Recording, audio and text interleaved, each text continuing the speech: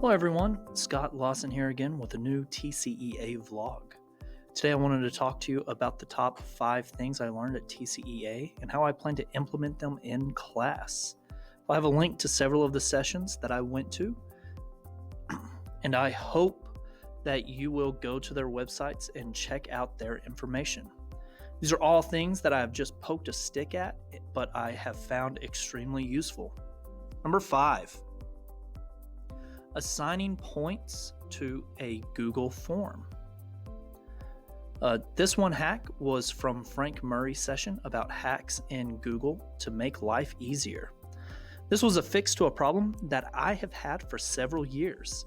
I had no idea how to set a point total to every single question. And here's how you do that. First thing you do is click on the little hot dog icon, the 3 dots right here. Go to Preferences, and then you can set your default point totals right here, and then also mark your questions as required. You hit Save, and whenever you hit the plus sign, it will automatically set those in your answer key.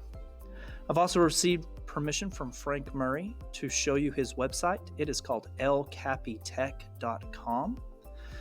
And on this page right here is all of his Google hacks that he had in his presentation.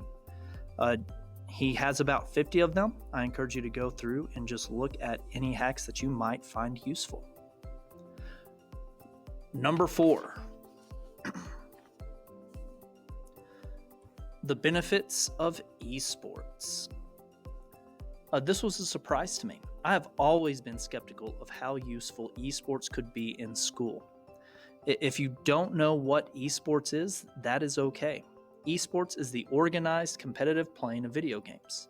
We got to witness a couple of demos of teams competing at the conference.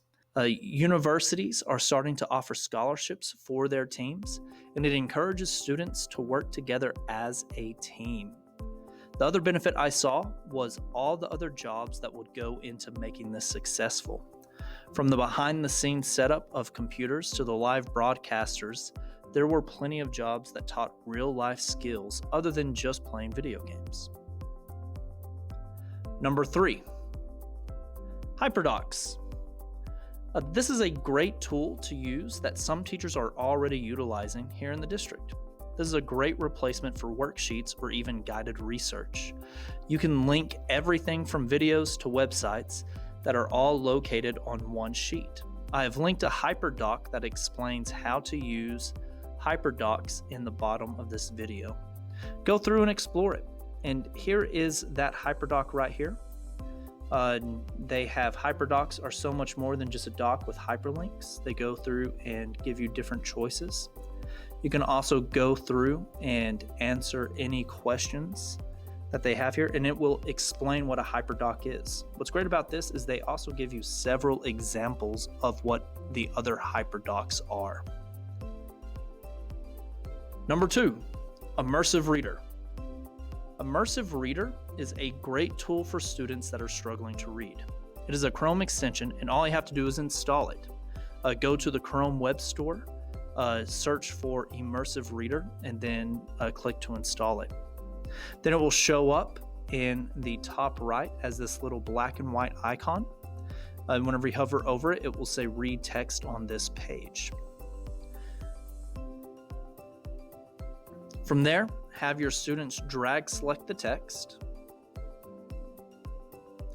right-click on the text, and then choose Help Me Read This. It will bring up the Immersive Reader web app, and you can have it read directly to you. 6 states are holding primaries and caucuses on Tuesday. You can change the voice settings to be male, female. You can even slow it down if you would like. One of the other really cool features is that you can have it break up the syllables. And you can also have them highlight different verbs, nouns, adverbs, adjectives. You can have them show labels.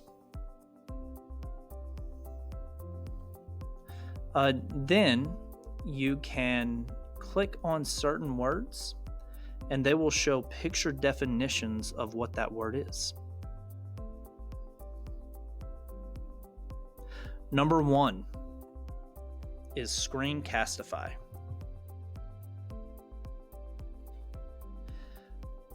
I have talked a lot about Screencastify before, and I'm a real believer in this product. I got to go to one of their trainings, and they showed a couple of ways you could use Screencastify for formative assessment. The example they gave was a student doing a math problem so that you could see their steps worked out. You could even post a response video to them and give feedback instead of writing notes to a student. You can record a video that they can go back and reference later. On their website, they have several overview courses, resources that you can go through and get a better idea of how to use Screencastify. They have great resources here on the website on how to best utilize it, not just for instructional uses, but also for your students to show their learning.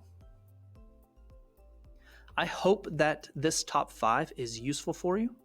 If so, please leave a comment and subscribe so that you can see the next video. Keep surviving. Just a few more days till spring break. Until then, keep encouraging one another and looking for the bright spots.